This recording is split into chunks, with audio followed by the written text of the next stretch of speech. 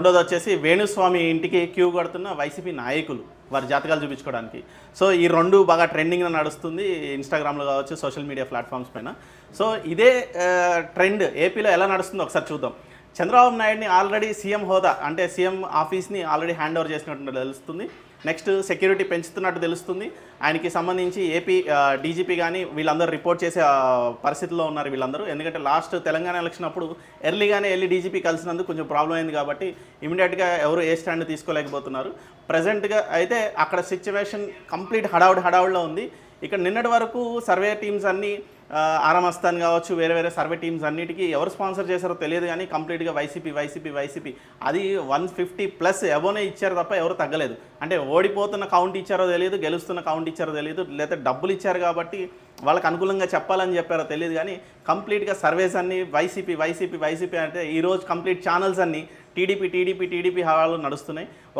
ఒక పక్క సెంటర్లో ఏదైతే బీజేపీ కొట్టుకుంటూ వస్తుందో 300 సీట్లకి దగ్గరగా మ్యాజిక్ ఫిగర్ దాటి, ఇక్కడ మ్యాజిక్ ఫిగర్ దాటడమే కాదు ఆంధ్రాలో కంప్లీట్గా పవన్ కళ్యాణ్ హవా నడుస్తుంది 1,00,000 మెజారిటీతో.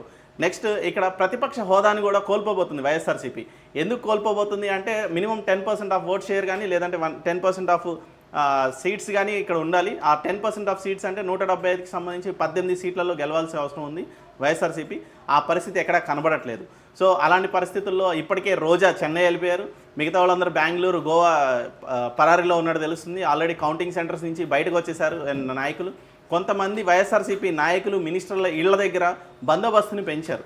ఈరోజు ఈవినింగ్ 4 తర్వాత కొంచెం అరాచక శక్తులు ఇది చేసే హడౌట్ చేసే పరిస్థితులు కనిపిస్తున్నాయి కాబట్టి కంప్లీట్గా డీజీపీ కావచ్చు, అక్కడ లోకల్ ఎస్పీలు అందరూ మంచి బందోబస్తు ఏర్పాటు చేస్తున్నారు. వైసీపీ నాయకులు ఇళ్లపై దాడి జరగకుండా కష్టపడుతున్నారు పాపం పోలీసులు అందరూ. ఇక టీడీపీ హవా ఒక రేంజ్లో జోష్ కనబడుతుంది. 130 స్థానాల్లో కంప్లీట్గా టీడీపీ స్వీప్ చేస్తుంటే కూటమికి సంబంధించి జనసేన వచ్చి 21 స్థానాలకు సంబంధించి 19 స్థానాల్లో హవా చూపెడుతుంది. ఇక్కడ ఆల్రెడీ బీజేపీ ఒక సీట్లో గెలుపు కూడా చూసింది, ఫస్ట్ బీజేపీ గెలుపు అది. సో ఇక్కడ కంప్లీట్గా ఇప్పటికీ కౌంటింగ్ అయితే రాకపోయినా ఇప్పుడు 1 గంట అవుతుంది, 2ంటికి వచ్చేసరికి కంప్లీట్గా ఎలక్షన్కి సంబంధించిన ఒక అప్డేట్ అంటే ఒక స్టాండర్డ్ అప్డేట్ రాబోతుంది. సింగిల్ డిజిట్కే వైఎస్ఆర్సీపీ పరిమితం కాబోతుందా? Single digit in the sense 9, 8, 7 ఈ స్థానాల్లో. ఎందుకంటే 14 స్థానాల్లో ఆధిక్యత చూపిస్తున్నా అక్కడ 300, 200 ఓట్ల ఆధిక్యమే కనబడుతుంది. అక్కడ లోకల్ లీడర్స్ చాలా ధీమాగా కూర్చున్నారు. టీడీపీ నాయకులు కంప్లీట్గా మేమే గెలవబోతున్నాం అనే ధీమాలో ఉన్నారు వాళ్ళు.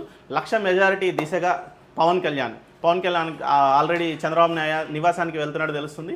నెక్స్ట్ చంద్రబాబు నాయుడికి ఢిల్లీ నుంచి ఫోన్ కాల్ వచ్చింది, మోడీ ఢిల్లీ ఆహ్వానించినట్టు తెలుస్తుంది. ఎందుకంటే సెంట్రల్లో బీజేపీ కూటమి ఎన్డీఏ కూటమి ప్రభుత్వాన్ని ఏర్పాటు చేయబోతుంది. సేమ్ టైం ఇక్కడ టీడీపీ కూటమి గవర్నమెంట్ని ఏర్పాటు చేయబోతుంది. ఈ 2 కూటమిలు వీళ్ళిద్దరిది ద్వయం కంప్లీట్గా అక్కడ బీజేపీ ఉన్నప్పుడు ఇక్కడ టీడీపీ ఉంటే సక్సెస్ఫుల్గా గవర్నమెంట్ రన్ చేశారు. 2014-19 మధ్య జరిగిన వ్యవహారాలు గందరగోళాన్ని సృష్టించిన 19 నుంచి 24 వరకు కంప్లీట్ డిజాస్టర్ వైసీపీ పాలనలో. సో ఆ డిజాస్టర్ నుంచి ప్రజలు ఒక గుణపాఠం తెచ్చుకొని ఎవరికి ఇచ్చినా పూర్తి మెజారిటీ ఇవ్వరు అనే అండర్స్టాండింగ్లోనే ఉన్నారు. కాకపోతే ఇప్పుడు వన్ సైడ్గా ఓటేశారు. తెలంగాణ నుంచి వెళ్ళిన నిరుద్యోగులు కావచ్చు, లేదంటే నాన్ రెసిడెంట్స్ ఆఫ్ ఆంధ్రప్రదేశ్